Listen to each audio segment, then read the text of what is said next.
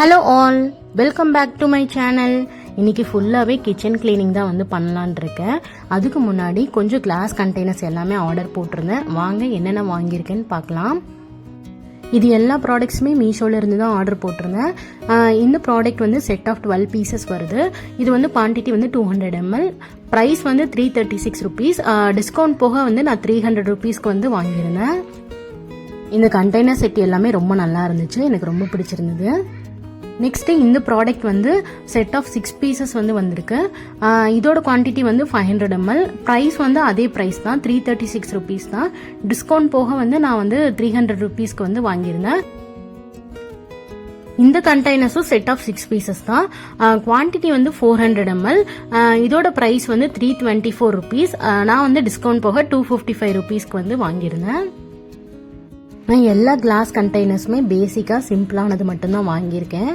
ஏன் அப்படின்னா நான் வந்து கொஞ்சம் எல்லா பொருளையுமே டக்குன்னு கீழே போட்டுருவேன். நான் கேர்ஃபுல்லாக இருந்தாலுமே சில டைம் வந்து கை தவறி விழுந்துரும். ஸோ கொஞ்சம் நான் அந்த ஹேபிட்டை மாற்றிக்கணும் அப்படின்றதுக்காக தான் மெயினாக இந்த கிளாஸ் கண்டெய்னர்ஸை வாங்கினதே. இன்னொன்று கிளாஸ் கண்டெய்னர்ஸ் மேலே ஒரு பெரிய கிரேஸும் இருக்குது எனக்கு. ஸோ அதனால தான் இவ்வளோ நாள் வந்து கிளாஸ் கண்டெய்னர்ஸே யூஸ் பண்ணாமல் இருந்தேன். சரி இனிமேல் யூஸ் பண்ணி பார்த்துடலான்னு சொல்லிட்டு தான் வாங்கியிருக்கேன். ஸோ எடுத்த உடனே ரொம்ப கிராண்டாக வாங்காமல் சிம்பிளாக வாங்கிட்டோம் அப்படின்னா வந்து யூஸ் பண்ணி பார்த்துட்டு எப்படி யூஸ் பண்ணுறேன் அப்படின்றத பொறுத்து எனக்கே நான் நல்லா யூஸ் பண்ணுறேன் அப்படின்னு ஃபீல் ஆச்சுன்னா இன்னும் நல்லதுன்னதாக வாங்கி வச்சுக்கலாம் அப்படின்னு சொல்லிட்டு தான் யோசிச்சு வச்சுருக்கேன். நான் வந்து புதுசாக எந்த கண்டெய்னர் செட் வாங்கினாலும் எந்த பாத்திரம் வாங்கினாலுமே அப்படியே யூஸ் பண்ண மாட்டேன். ஃபுல்லாகவே நீட்டாக வாஷ் பண்ணி க்ளீன் பண்ணி வெயிலில் நல்லா காய வச்சு எடுத்துட்டு அதுக்கப்புறம் தான் எந்த திங்ஸாக இருந்தாலுமே ஸ்டோர் பண்ணுவேன். இந்த மாதிரி வெயிலில் காய வச்சு எடுத்தீங்க அப்படின்னா ஜெர்ம்ஸ் ஏதாவது இருந்தாலுமே செத்து போயிடும். பாத்திரமும் பார்க்க ரொம்ப நீட்டாக இருக்கும். ஓல்டு கண்டெய்னர்ஸில் இருக்கிற எல்லாத்தையுமே நியூ கண்டெய்னர்ஸ்க்கு மாற்றணும். ஸோ அதுக்கு வந்து ஃபுல்லாக கிச்சன் வந்து ஃபுல் கிளீனிங் பண்ணால் தான் பார்க்குறதுக்கு ரொம்ப நீட்டாக இருக்கும். அதனால தான் இப்போ எல்லாத்தையுமே டீக்ளட்டர் பண்ணி எடுத்து வச்சுட்ருக்கேன். கேஸ் ஸ்டவ்வில் இருக்க பிளேட்ஸ் எல்லாமே எப்போவுமே அப்படியே ஸ்க்ரப் வச்சு வாஷ் பண்ணி எடுத்துருவேன். ஸோ இருந்தாலும் அதுக்கு அடியில் வந்து நிறைய எண்ணெய் பிசுக்கு இருக்கும். ஸோ இன்றைக்கி ஸ்க்ரூ ட்ரைவர் வச்சு ஃபுல்லாகவே ரிமூவ் பண்ணி சிங்கில் எடுத்து போட்டுட்டேன். ஆயில் கேனில் இருக்க ஆயில் எல்லாமே நேற்றே காலி ஆகிடுச்சு. ஸோ அப்படியே போட்டு வச்சுருக்க வேணான்னு சொல்லிட்டு அது எல்லாத்தையுமே வாஷ் பண்ணி எடுத்து வச்சுட்டேன் நேற்றே.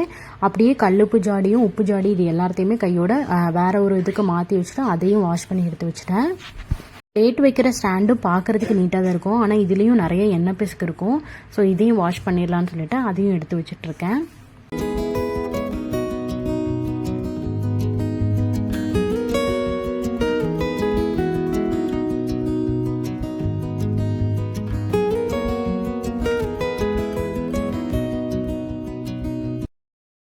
இப்போல்லாம் எல்லா பாத்திரமுமே வெளியிலேயே போட்டு வாஷ் பண்ணிடுறேன். பேக் பெயின் அதிகமாக இருக்கிறது அப்படின்றதுனால வெளியில் போட்டு வாஷ் பண்ணேன் அப்படின்னா எனக்கு கொஞ்சம் ஈஸியாகவும் இருக்கும். எவ்வளோ பாத்திரம் இருந்தாலும் ஈஸியாக நல்லா வாஷ் பண்ண முடியுது. பேக் பெயினும் ஒன்றும் பெருசாக ரொம்ப தெரியல.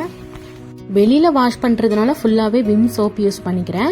உள்ள கவுண்டர் டாப்பில் க்ளீன் பண்ணுறதுக்கு மட்டும் விம் ஜெல் வந்து யூஸ் பண்ணிக்கிறேன். ஸோ இந்த ட்ரே அதே மாதிரி கார்னர் ஸ்டாண்ட் இது எல்லாத்துக்குமே வந்து விம் சோப்பே யூஸ் பண்ணி நல்லா க்ளீன் பண்ணி எடுத்துக்கிறேன். ரொம்ப எண்ணெய் பிசுக்கு அதிகமாக இருந்தால் ஒரு 2-3 டைம்ஸ் வந்து வாஷ் பண்ணி எடுத்தாலே நல்லா பளிச்சுன்னு வந்துடும். வெயிலில் காய வைக்கும்போது இன்னும் நீட்டாக இருக்கும். இது எல்லாத்தையுமே நல்லா வெயிலில் காய வச்சு எடுத்து வச்சுட்டேன். இப்போ இந்த ஷெல்ஃபில் இருக்க எல்லாத்தையுமே ஃபுல்லாகவே டீக்ளட்டர் பண்ணிட்டேன். ஃபஸ்ட்டு அந்த ஷெல்ஃப் எல்லாத்துலேயுமே நிறைய டஸ்ட் இருக்கும். ஸோ அதை வந்து ட்ரை கிளாத் வச்சு ஃபஸ்ட்டு க்ளீன் பண்ணி எடுத்துக்கலாம். நெக்ஸ்ட்டு கவுண்டர் டாப் இந்த ஷெல்ஃப் இது எல்லாத்தையுமே க்ளீன் பண்ணுறதுக்கு நான் என்ன பண்ணுவேன்னா ஃபஸ்ட்டு ஒரு பவுலில் கொஞ்சமாக பேக்கிங் சோடா, அது கூடவே லெமன், அப்படியே அது கூட விம்ஜெல் இது எல்லாத்தையுமே தண்ணியில் கரைச்சி எடுத்து வச்சுப்பேன். அதுக்கப்புறமா அதை வந்து ஸ்க்ரப்பரில் வந்து ஸ்க்ரப் பண்ணி ஃபுல்லாகவே தேய்ச்சி எடுத்துருவேன். இப்படி பண்ணும்போது வந்து நீட்டாக பளிச்சுன்னு எல்லா அழுக்குமே வந்துடும். வேணும்னா இந்த கலந்து வச்ச லிக்விடை வந்து ஒரு ஸ்ப்ரே பாட்டிலை வந்து ஊற்றி வச்சுட்டு ஸ்ப்ரே பண்ணி ஸ்க்ரப் பண்ணி நீங்கள் எடுத்துக்கலாம். எனக்கு அதை விட இது கம்ஃபர்டபுளாக இருக்குது. ஸோ அதனால் இப்படியே பண்ணிக்கிறேன். நீங்கள் வந்து கிளாத் வைப் யூஸ் பண்ணி கூட க்ளீன் பண்ணிக்கலாம், இல்லைனா நார்மல் கிளாத் வச்சு கூட க்ளீன் பண்ணிக்கலாம். ஆனால் டேரெக்டாக டேப் வாட்டர் ஓப்பன் பண்ணி க்ளீன் பண்ணாமல் ஒரு பக்கெட்டில் வாட்டர் ஃபுல் பண்ணி வச்சுட்டு அதில் அலசி க்ளீன் பண்ணுங்கள். அது வந்து 2-3 டைம்ஸ் பண்ணிங்க அப்படின்னாலே வந்து நீட்டாக பளிச்சுன்னு வந்துடும். கேஸ் ஸ்டவ் வந்து க்ளீன் பண்ணும்போது நீங்கள் முடிஞ்ச அளவுக்கு டெய்லியுமே க்ளீன் பண்ணி எடுத்துருங்க. அப்போ தான் வந்து உங்களுக்கு ஈஸியாக இருக்கும். நம்ம குக்கிங் பண்ணும்போது எண்ணெய் வந்து தெரிச்சிட்டே இருக்கும் கண்டினியூஸாக. ஸோ அப்போ வந்து எண்ணெய் பிசுக்கு வந்து கண்டினியூஸாக ஆகிட்டே இருக்கும். அப்படின்றதுனால நீங்கள் டெய்லி க்ளீன் பண்ணி எடுத்துட்டிங்கன்னா அப்படின்னா உங்களுக்கு ரொம்ப ஈஸியாக இருக்கும். என்னோட கேஸ் ஸ்டவ்வில் இருக்க பர்னர் வந்து எடுக்கவே முடியாது. ஸோ அதனால வந்து அதை க்ளீன் பண்ண முடியல. ஸோ டேரெக்டாக அப்படியே க்ளீன் பண்ண முடியுமா என்னன்றது தெரியல அப்படின்றனால அதை க்ளீன் பண்ணுறதே இல்லை, மற்றதை மட்டும் க்ளீன் பண்ணிக்கிறது.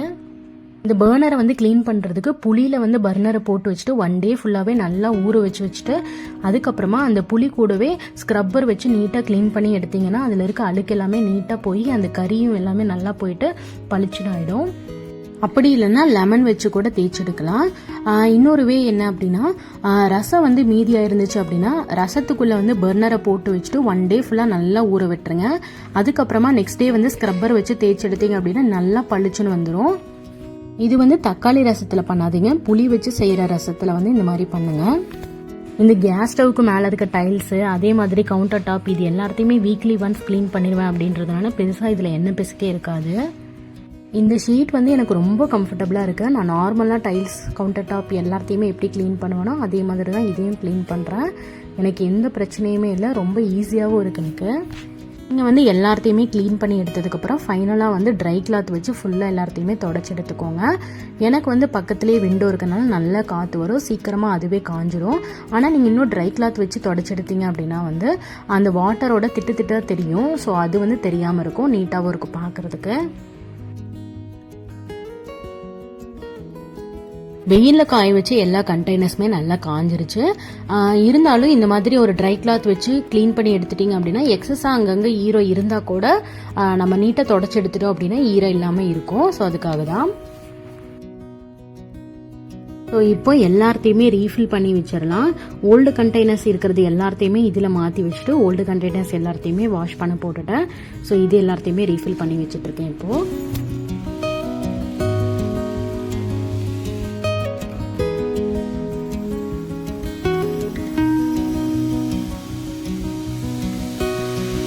கொஞ்சம் திங்ஸ் எல்லாத்தையுமே வெயிலில் காய வச்சுருக்கேன். எப்படி திங்ஸ் எல்லாத்தையுமே ஸ்டோர் பண்ணணும் அப்படின்றது வந்து நெக்ஸ்ட் வீடியோவில் வந்து நான் உங்களுக்கு ஷேர் பண்ணுறேன். இப்போது ரீஃபில் பண்ண வேண்டிய ஐட்டம்ஸ் எல்லாத்தையுமே ரீஃபில் பண்ணி எடுத்து வச்சாச்சு. இப்போ இது எல்லாத்தையுமே அங்கங்கே ஆர்கனைஸ் பண்ணி எடுத்து வச்சிடலாம்.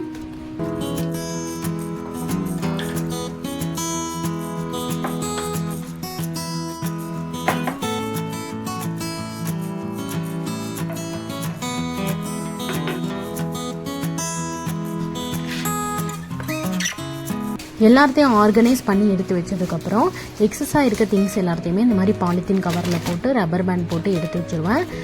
பக்கெட்டில் போட்டு வச்சிட்டேன் அப்படின்னா நான் வந்து அப்படியே தீர வந்து யூஸ் பண்ணுவேன்.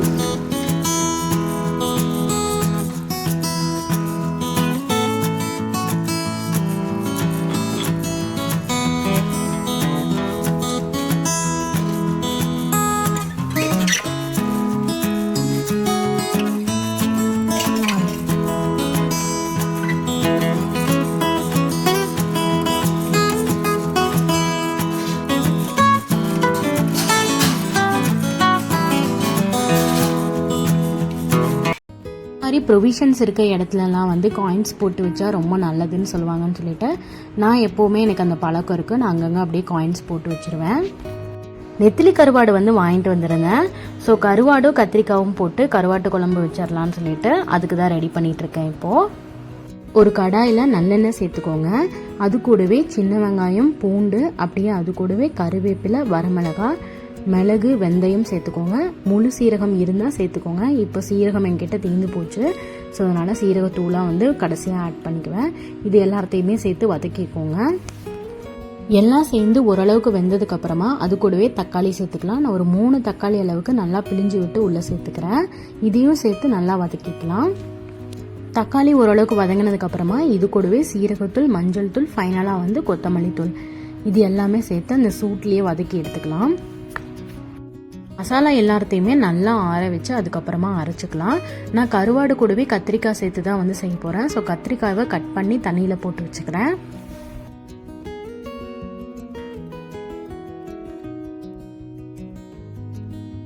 நான் இன்னைக்கு மண் சட்டியில் தான் வந்து செய்ய போகிறேன். கொஞ்சமாக நல்லெண்ணெய் சேர்த்துக்கோங்க. நல்லெண்ணெய் நல்லா காஞ்சதுக்கப்புறமா அது கூடவே கடுகு சேர்த்து நல்லா பொரிய விட்டுருங்க. கடுகு நல்லா பொரிஞ்சதுக்கப்புறமா வெந்தயம் சேர்த்துக்கோங்க. வெந்தயம் சேர்த்த உடனே சின்ன வெங்காயம், கருவேப்பிலை இது ரெண்டும் சேர்த்து நல்லா வதக்கிக்கோங்க. உங்களுக்கு வேணும்னா இது கூட பச்சை மிளகாய் கூட சேர்த்துக்கோங்க. வெங்காயம் நல்லா வதங்கினதுக்கப்புறமா இது கூடவே கட் பண்ணி வச்சுருந்த கத்திரிக்காவை வந்து உள்ளே சேர்த்துக்கோங்க. கத்திரிக்காவை எப்போவுமே தண்ணியில் கட் பண்ணி போடுங்க, இல்லைன்னா கருத்து போயிடும். ஸோ அதுக்காக தான்.